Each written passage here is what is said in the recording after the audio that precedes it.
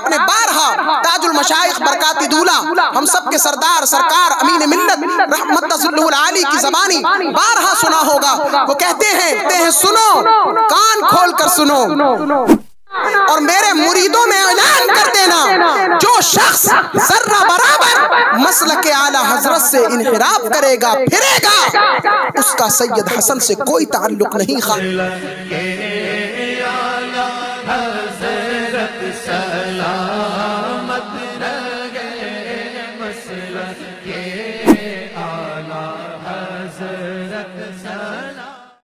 और हम जिस शहजादे की फातिहा में मौजूद हैं उसके अजीम दादा, जिसको दुनिया अहसनुल उलमा ताजुल उरफा जीनतुल उलमा हजरत मुस्तफा सैयद हैदर हसन मियां रहमतुल्लाहि ताला अलैह के नाम से जानती और पहचानती है। और आप ये भी जानते हैं कि हमारे वालिद गिरामी खलीफा मुफ्ती आज़म हिंद अल्लामा कारी अमानत रसूल साहिब रहमतुल्लाहि ताला अलैह से हुजूर अहसनुल उलमा का क्या रिश्ता था और कैसी शफ़क़तें और मोहब्बतें फरमाते थे, ये भी किसी से ढका और छुपा नहीं। बल्कि मुझे एक बात याद आ रही है कि वालिद गिरामी ने तजल्लियात अहसनुल उलमा में इसको तहरीर फरमाया कि आला हजरत मुहद्दिस बरेलवी से खानकाहे बरकातिया की जो मोहब्बत थी वो तो थी ही, लेकिन 15वीं सदी के मुजद्दिद हुजूर मुफ्ती आज़म हिंद से अहसनुल उलमा को ऐसी वालिहाना मोहब्बत थी। फरमाते हैं कि मैं उर्से कासिमी और उर्से नूरी के अलावा साल में कई चक्कर मारहरा मुताहरा के हुजूर अहसनुल उलमा की कदम बोसी और जियारत के लिए हाजिर हुआ करता था। लेकिन हजरत करम फरमाते थे हर साल उर्से कासिमी का दावतनामा अपने कलम हक रकम से तहरीर फरमा के बजरिए डाक पीलीभीत रवाना फरमाते थे।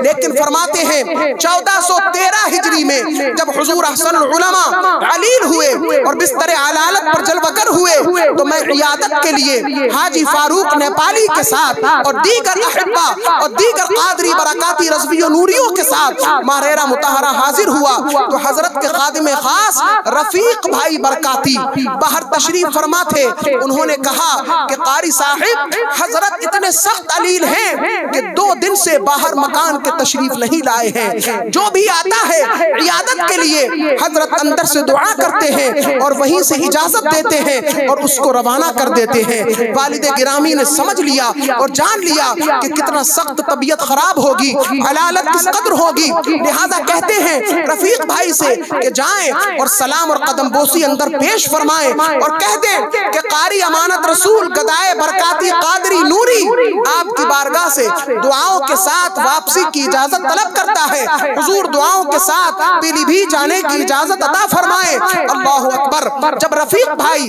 बरकाती घर में तशरीफ ले गए तो वालिद गिरामी कहते थे कि हुजूर अहसनुल उलमा को पता चला कारी साहिब पीलीभीत से तशरीफ लाए हैं तो फरमाया कारी अमानत रसूल को अंदर बुलाओ और जितने लोग हैं सबसे कहो कि बाहर इंतजार करें।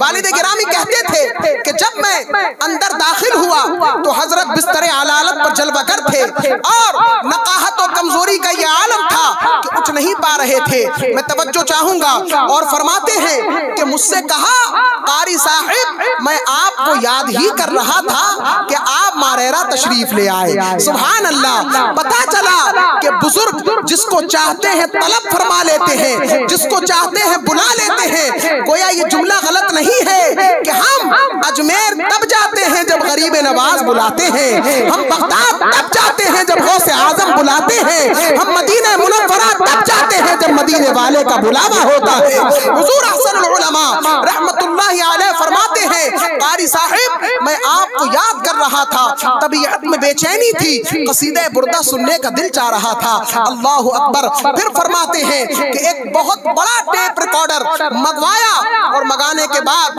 अपने दस्ते पाक से एक कैसेट उसके अंदर डाली और कहा कारी अमानत रसूल ये 2 कैसेटें मौजूद हैं जिसको तुम्हें पढ़कर पुर करना है और अपने सरहाने से सामान बख्शिश 15वीं सदी के मुजद्दिद आजम कुतुब आलम हुजूर मुफ्ती आज़म हिंद रहमतुल्लाहि ताला अलैह का दीवान निकाला और कहा कारी कारी साहिब सुनाइए। नात पढ़ते जाते हैं। अब्बा कहते थे कि 60 मिनट की एक कैसेट 1 घंटे पर तमाम हुई। हजरत ने अपने दस्ते पाक से कैसेट को निकाला, दूसरी कैसेट तब्दील फरमाई और कलाम में पढ़ता गया। यहाँ तक कि 2 घंटे कब गुजर गए पता नहीं चला। लेकिन मैंने एक चीज नोट की कि नकाहत का आलम ये था कि बिस्तर पर जलवागर थे, लेकिन जब मैंने मुफ्ती आजम के कलाम को पढ़ना शुरू किया तो हजरत अपने बिस्तर पर उठकर तशरीफ फरमा हो गए। अब मैं तवज्जो चाहूंगा, हुजूर अहसनुल उलमा बिस्तर पर उठकर बैठे रहे और अब्बा कहते थे कि 2 घंटे मुतवातिर कंटिन्यू मुसलसल हजरत बैठे रहे। नकाहत का दूर दूर तक पता नहीं चल रहा।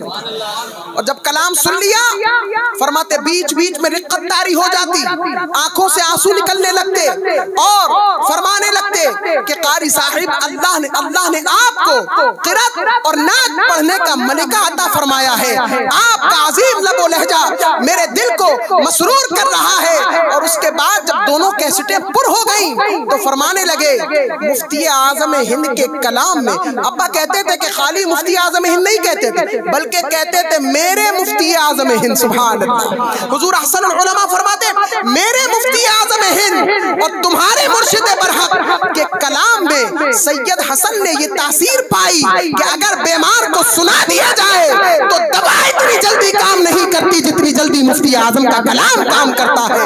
पहले मैं कमजोरी महसूस कर रहा था, लेकिन 2 घंटे के बाद अल्हम्दुलिल्लाह मैं ताकत महसूस कर रहा हूं।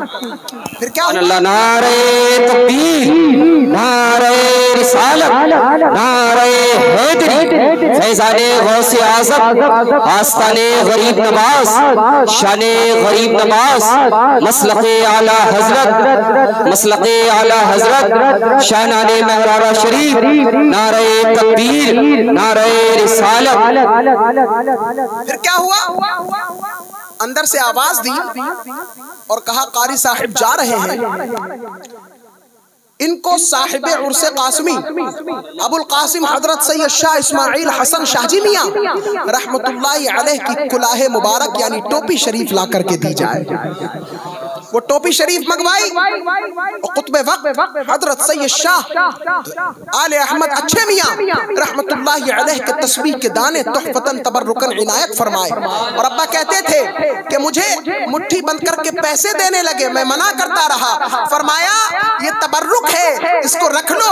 तो हजरत के पैसे और सैयदी अबुल कासिम इस्माइल हसन शाहजी मियां रहमतुल्लाह अलैह की टोपी शरीफ और हजरत आले अहमद अच्छे मियां की तस्बीह के दाने आज भी मौजूद हैं। और अल्हम्दुलिल्लाह 28 अक्टूबर में हर साल उसका दीदार कराया जाता है। गालिबन कई लोग होंगे जिन्होंने उस टोपी का और तस्बीह के दानों का दीदार किया होगा।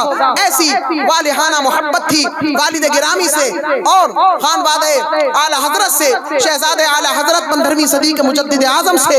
आला हजरत के बारे में आपने बारहा सुना होगा कि फरमाते थे हजरत सैयदी शरफ मिल्लत मारहरवी रहमतुल्लाह अलैह फरमाते हैं कि कारी साहिब, ये भी अब्बा ने अपनी किताब में तहरीर फरमाया है और आपने बारहा ताजुल मशाइख बरकाती दूला हम सब के सरदार सरकार अमीन मिल्लत रहमतुल्लाह आली की ज़बानी बारहा सुना होगा।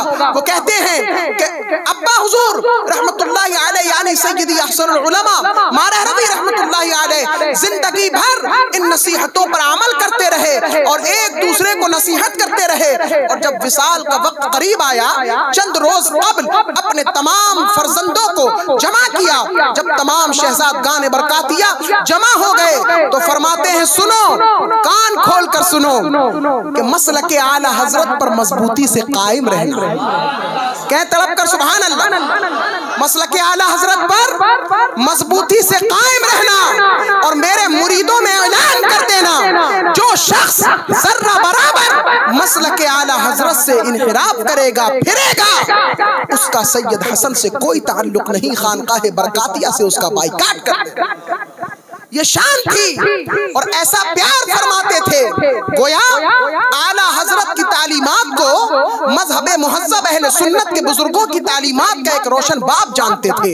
फरमाते हैं हुजूर नजीब मिल्लत और हुजूर शरफ मिल्लत फरमाते हैं कि जब अब्बा घर में तशरीफ फरमा होते थे तो हम सबको बिठालते थे और कभी कभी मूड में होते थे तो शुअरा के कलाम पढ़ा करते थे, जिसमें मारहरा के अजीम शोरा भी होते थे, और मीर तकी मीर के कलाम को ज्यादा पढ़ते थे। लेकिन हम सब भाइयों ने एक बात नोट की कि मीर तकी मीर से भी अगर सबसे ज्यादा कलाम हुजूर अहसनुल उलमा को किसी के याद थे तो ताजदारे बरेली इमाम अहमद रजा मुहद्दिसे बरेलवी के याद थे, और वो पढ़ा करते थे।